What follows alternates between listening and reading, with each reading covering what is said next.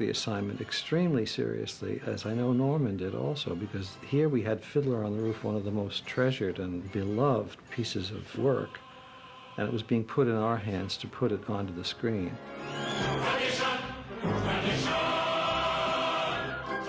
I imbibed it along with the rest of the public and loved it. And so by the time I met Norman Jewison, I pretty well know most of the score. Norman Jewison and I, we visited Israel. I think we went there to meet Topol and to hear some singers. And while we were out in Israel, it was a wonderful opportunity for me to...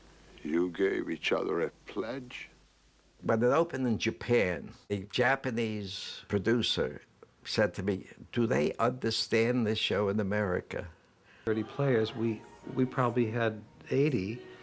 People would ask, well, why would you want to take a little chamber piece like that and expand it into 80? What one feels the assignment is to broaden it out. In Norman's film, you can actually see the countryside. You can see the 70mm multi-channel sound medium.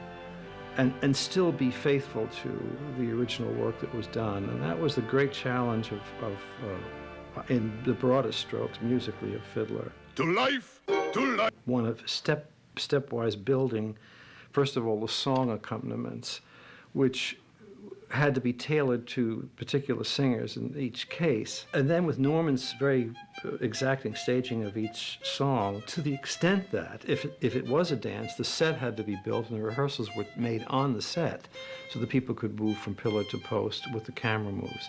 And you can't really orchestrate the music until all of that's been Norman or me or someone else that was Fiddler on the Roof. It should be a fiddle fantasy of some kind. And wouldn't it be wonderful if we could have Isaac Stern, who was then the most famous working violinist? So I rang him up and he said, I would be happy to do Fiddler on the Roof, but send me the music and then I'll let you know what I think. So I wrote him the cadenza and sent it, and he rang back and said, this all looks fine, I will agree to come and record. So the decision to have the additional music was... How much thought Jewison had devoted to it and what he brought to it and the subtleties in it. I just thought the adaptation was so right for the film, which was more expansive, obviously, than the theater piece, as well. Responsibility to a wonderful show to deliver a set of performances commensurate with the quality of the piece and with people's affection for it. And to the degree that we've done that, I'm pleased and proud. In those years, the Motion Picture Academy had a category for musical adaptation, I think it was called. It was the first Oscar I received.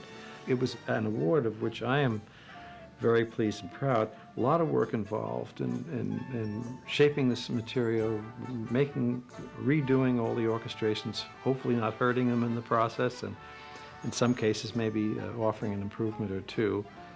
It was, I'll say in conclusion, certainly a labor of great love, not only because of